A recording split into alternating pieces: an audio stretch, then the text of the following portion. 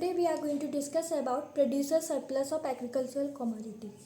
तो सबसे पहले हम समझते हैं कि प्रोड्यूसर सरप्लस क्या होता है. प्रोड्यूसर सरप्लस ये ऐसी क्वांटिटी होती है टोटल प्रोड्यूस की जो कि एक्चुअली मार्केट में जाती है बेचने के लिए. ओके. सरप्लस माने कि एक्स्ट्रा क्वांटिटी बच रही है, एक्स्ट्रा क्वांटिटी प्रोड्यूस हो रही है. अपनी नीड को सेटिस्फाई करने के बाद जो एक्स्ट्रा क्वांटिटी प्रोड्यूस होती है जो कि मार्केट में नॉन फार्मिंग पॉपुलेशन को अवेलेबल होती है, तो ऐसी क्वांटिटी को हम प्रोड्यूसर सरप्लस बोलते हैं. जब हमने अपनी नीड को सेटिस्फाई कर लिया, अब उसके बाद जो भी रेसिड्यू बचा उसको मार्केट में हम सप्लाई कर रहे हैं नॉन फार्मिंग पॉपुलेशन के लिए. तो ऐसे टर्म को हम बोलते हैं प्रोड्यूसर सरप्लस. इस क्वांटिटी को हम बोलते हैं producer surplus. Okay. Producer surplus is the quantity which is actually made available to the non-farming population of the country. Okay. यदि ये producer surplus non-farming population of the country को available हो रही है तो फिर ये मोर इम्पॉर्टेंट है किसके लिए? इकोनॉमिक डेवलपमेंट के लिए, क्योंकि यही वो क्वांटिटी है जो कि मार्केट में जा रही है, जो कि इनकम प्रोड्यूस कर रही है फार्मर के लिए. यही ऐसी क्वांटिटी है जो कि इकोनॉमिक ग्रोथ में, इकोनॉमिक डेवलपमेंट में पार्टिसिपेट कर रही है. यानी कि टोटल प्रोडक्शन से ज़्यादा इम्पॉर्टेंट होता है producer surplus for economic development. Okay. यदि हम बात करें कि हमारी फील्ड में, हमारे खेत में कितना प्रोड्यूस हो रहा है, कितना टोटल प्रोडक्शन हो रहा है, यदि टोटल प्रोडक्शन ज़्यादा होगा, एग्रीकल्चर प्रोडक्शन यदि जितना ज़्यादा होगा तो डिटरमाइन करेगा हमारे एग्रीकल्चर डेवलपमेंट को, लेकिन इकोनॉमिक डेवलपमेंट को डिटरमाइन करेगा हमारा मार्केटेबल सरप्लस. ओके. यानी कि प्रोड्यूसर सरप्लस.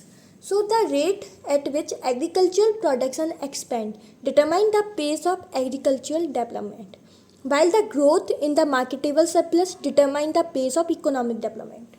मार्केटेबल सरप्लस क्या होता है? ये भी वही होता है कि कितनी क्वांटिटी है जो कि नॉन फार्मिंग पॉपुलेशन को अवेलेबल होती है after meeting our requirement, after meeting our need.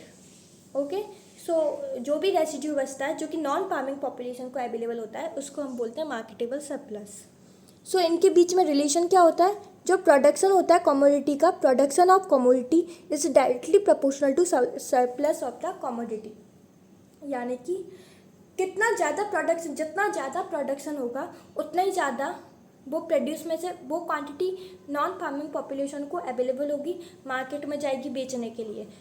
हम जितना ज़्यादा प्रोडक्शन करेंगे तो उसमें से हम थोड़ी सी क्वांटिटी निकाल के अपनी नीड को पूरी करने के बाद जो क्वांटिटी बचती है उसे हम बेच सकते हैं. कहाँ पे? मार्केट में, कंजप्शन के लिए, कंज्यूमर्स को बेचने के लिए. इसलिए जितना ज़्यादा कमोडिटी का प्रोडक्शन होगा उतना ज़्यादा सरप्लस होगा. अब हम देखते हैं टाइप्स ऑफ प्रोड्यूसर सरप्लस कितने टाइप का होता है. मेनली ये दो टाइप्स का होता है, marketable surplus and marketed surplus. What is marketable surplus? Marketable surplus is the quantity of produce which is actually made available to the non-farming population. Okay. It is that quantity of produce which can be made available to the non-farm population of the country. ये वो quantity होती है total production की जो कि non farm population को available होती है after fulfilling our own need. यानी कि फार्मर की जितनी नीड है उसमें से तो वो उस हिसाब से अपने प्रोड्यूस में से, अपने टोटल प्रोड्यूस में से उस क्वांटिटी को निकाल लेगा अपनी नीड को सेटिस्फाई करने के लिए, और फिर जितनी भी क्वांटिटी बचेगी उसे वो मार्केट में बेच देगा नॉन फार्मिंग पॉपुलेशन की नीड को फुलफिल करने के लिए. इसे हम बोलते हैं मार्केटेबल सरप्लस. यानी कि एक बात ध्यान रखना, इसमें ये पॉइंट बहुत इंपॉर्टेंट है कि इसमें से टोटल प्रोड्यूस में से फार्मर उस क्वांटिटी को निकाल लेगा जो कि उसकी खुद की नीड को सेटिस्फाई करेगी. ठीक है. तो ये इंपॉर्टेंट है इसमें. और दूसरी बात क्या इंपॉर्टेंट है? It is a theoretical concept of surplus. ये एक थ्योरेटिकल कंसेप्ट है. ओके.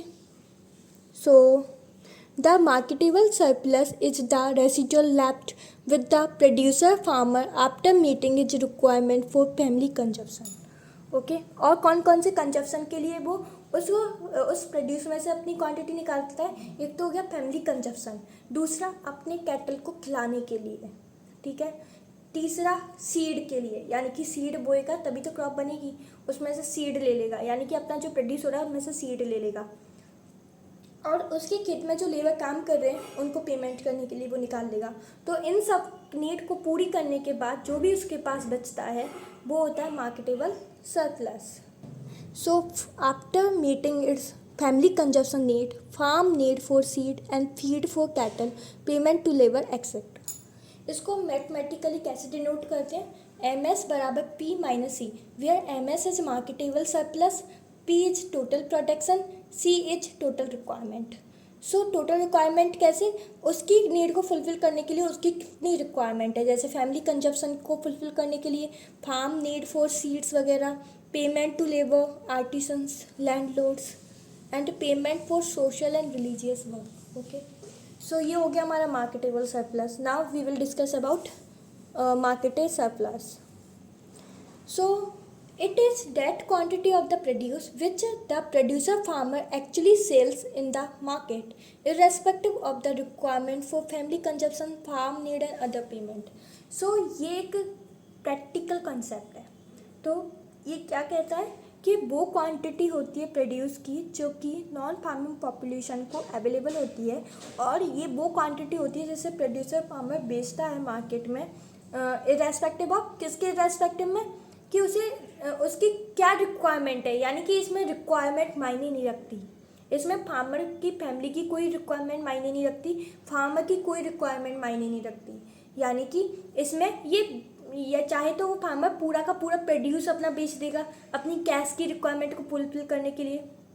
यानी कि यदि किसी फार्मर को कैश की बहुत ज़्यादा रिक्वायरमेंट है तो वो अपनी सारी क्वांटिटी बेच देगा और बजाय उसकी कोई भी नीड हो, यानी कि वो अपनी नीड को सेटिस्फाई करने के बारे में वो नहीं सोचेगा.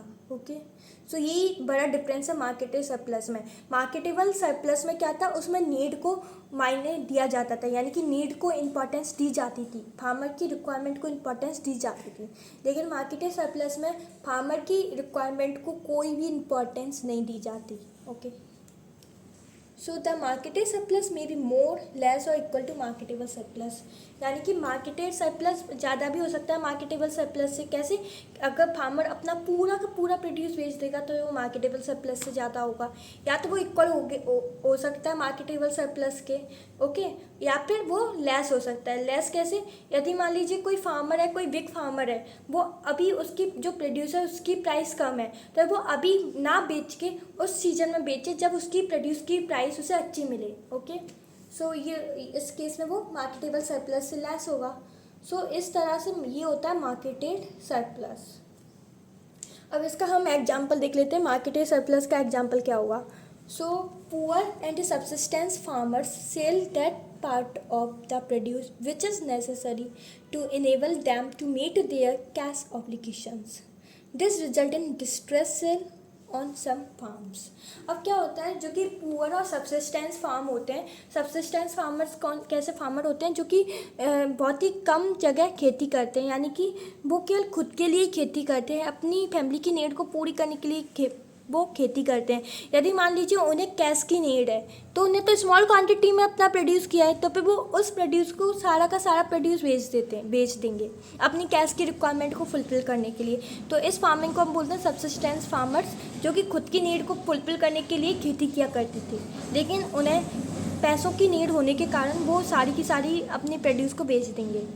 Okay, so poor and subsistence farmer sell that part of produce, वो अपने ऐसे पार्ट ऑफ प्रोड्यूस को बेच देते हैं जो कि उनकी नीड को सेटिस्फाई करता है, तो उसको भी वो बेच देंगे. यानी कि कोई भी क्वांटिटी अपने पास नहीं रखेंगे तो वो सबको बेच देंगे, जिसके कारण क्या होता है, उनकी डिस्ट्रेस सेल हो जाती है. यानी कि उन्हें कम प्राइस पे भी बेचना पड़ता है क्योंकि उन्हें क्या है, कैश की नीड है, उन्हें पैसों की बहुत ज़रूरत है. तो फिर यदि कम प्राइस भी होती है उनके प्रोड्यूस की, जब भी वो बेच देते हैं कम प्राइस पे ही अपने पूरे के पूरे प्रोड्यूस को बेच देते हैं, ऐसी सेलिंग को हम बोलते हैं डिस्ट्रेस सेल.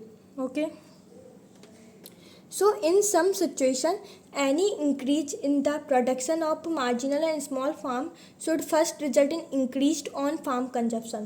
so ऐसी सिचुएशन में क्या होता है, यदि वो प्रोडक्शन को बढ़ाएंगे, क्या करेंगे, वो अपनी प्रोडक्शन को बढ़ाएंगे, एग्रीकल्चर प्रोडक्शन को बढ़ाएंगे, तो उससे क्या होगा कि उससे उनका मार्केटेबल सरप्लस नहीं बढ़ेगा, उनसे उनका फार्म कंजप्शन पहले बढ़ेगा. क्यों?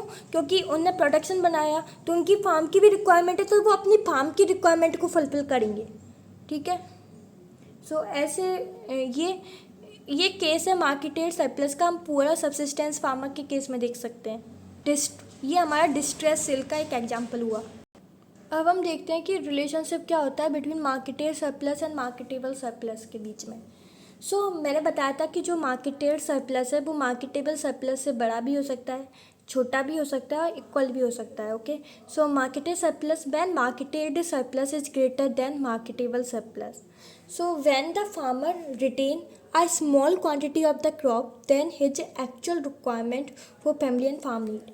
जब फार्मर अपने पास बहुत कम क्वांटिटी में अपने क्रॉप को रखता है, अपनी रिक्वायरमेंट को फुलफिल करने के लिए जितनी ज़रूरत है उससे कम रखता है, ये याद रखना, जितनी उसकी एक्चुअल नीड है, एक्चुअल रिक्वायरमेंट है, उससे कम ही रिटेन करता है अपने पास, तो इस केस में मार्केटेड सरप्लस ज़्यादा होता है मार्केटेबल सरप्लस में, यानी कि वो ज़्यादा क्वांटिटी को मार्केट में बेच देता है। तो ये किस केस में होता है? It is true for small and marginal farmer whose need for cash is more pressing and immediate. ये किस केस में होता है? स्मॉल और मार्जिनल फार्मर में, क्योंकि उनकी जो कैश की नीड है वो बहुत ज़्यादा होती है, यानी कि उन्हें कैश की बहुत ज़्यादा आवश्यकता होती है, इसलिए वो अपना बहुत सारा प्रोडक्शन, बहुत सारा प्रोड्यूस बेच देते हैं और अपने पास थोड़ा सा ही रिटेन करके रखते हैं। ओके, अब ये नोट है, ये क्या कहता है इसे समझते हैं।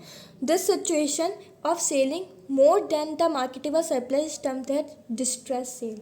अब ये डिस्ट्रेस सेल और फोर्स सेल की दूसरी डेफिनेशन है, यानी कि ऐसी सिचुएशन जिसमें वो मार्केटेबल सरप्लस से ज़्यादा बेच देता है, अपने प्रोड्यूस को मार्केटेबल सरप्लस से ज़्यादा बेच देता है, तो उसे हम बोलते हैं डिस्ट्रेस सेल और फोर्स सेल। मार्केटेबल सरप्लस एक थ्योरेटिकल कंसेप्ट है, एक लाइन बना दी हमने, यदि इससे ज़्यादा बेचेगा तो डिस्ट्रेस सेल होगी, यानी कि फोर्स सेल होगी। So the quantity of distress sale increased with the fall in the price of the product। ये याद रखना, यदि प्रोडक्ट की प्राइस फॉल होगी तो डिस्ट्रेस सेल की जो क्वांटिटी है वो बढ़ जाएगी। क्यों? क्योंकि यदि प्राइस उसके किसी फार्मर के प्रोड्यूस की प्राइस कम हो रही है तो वो बहुत ज़्यादा पूरा का पूरा अपना प्रोड्यूस बेच देगा ताकि उसे ज़्यादा से ज़्यादा पैसे मिले, तो इसलिए उसकी डिस्ट्रेस सेल इसमें बढ़ रही है। ओके, अब हम देखते हैं दूसरा केस, जब मार्केटेड सरप्लस मार्केटेबल सरप्लस से कम होगा। So when the farmer retains some of the surplus produce, this situation holds true under the following condition। जब वो थोड़ा सा ही रिटेन करके रखता है, यानी कि उसका जितना प्रोड्यूस हो रहा है उसमें से बहुत कम क्वांटिटी में वो जितना उसे मार्केट में बेचना है, यानी कि जितना उसे नॉन फार्मिंग पॉपुलेशन को अवेलेबल करवाना है उस पार्ट में से, यानी कि उसका अपनी रिक्वायरमेंट उसने फुलफिल कर ली, उससे भी ज़्यादा वो अपने पास रिटेन करके रख लेता है, यानी कि उसकी रिक्वायरमेंट फुलफिल हो रही है, वो तो उतना प्रोड्यूस तो उसने रख लिया, साथ ही वो जो सरप्लस बचा है, यानी कि वो क्वान्टिटी बची जो कि मार्केट में बेचनी है, उसमें से भी वो अपने पास रिटेन कर लेता है, तो उस केस में मार्केटेड सरप्लस मार्केटेबल सरप्लस से कम होगा। अभी इस बार 3 सिचुएशन अराइज होती हैं। पहली, large farmers generally sell less than the marketable surplus because of their better retention capacity. जो लार्जर फार्मर होते हैं ना, वो बहुत कम बेचते हैं अपने प्रोड्यूस को, यानी कि sell less than the marketable surplus से कम बेचते हैं। क्यों? क्योंकि उनके पास अच्छी रिटेंशन कैपेसिटी होती है, स्टोरेज फैसिलिटी अच्छी होती है उनके पास, उन्हें हर तरह की इंफ्रास्ट्रक्चर फैसिलिटीज़ उन्हें अच्छी तरह से अवेलेबल होती हैं, इसलिए वो मार्केटेबल सरप्लस जो कि उन्हें मार्केट में बेचना होता है उसमें से भी वो क्वांटिटी को रख लेते हैं, इसलिए उनका मार्केटेड सरप्लस मार्केटेबल सरप्लस से कम होता है। और ये कब, फिर जो उन्हें रिटेन करके रखा है फिर उसको वो कब बेचेंगे? जब उस प्रोड्यूस की प्राइस बढ़ेगी मार्केट में, तो फिर वो अपने इस प्रोड्यूस को मार्केट में बेच देंगे ताकि वो ज़्यादा से ज़्यादा प्रॉफिट कमा सकें।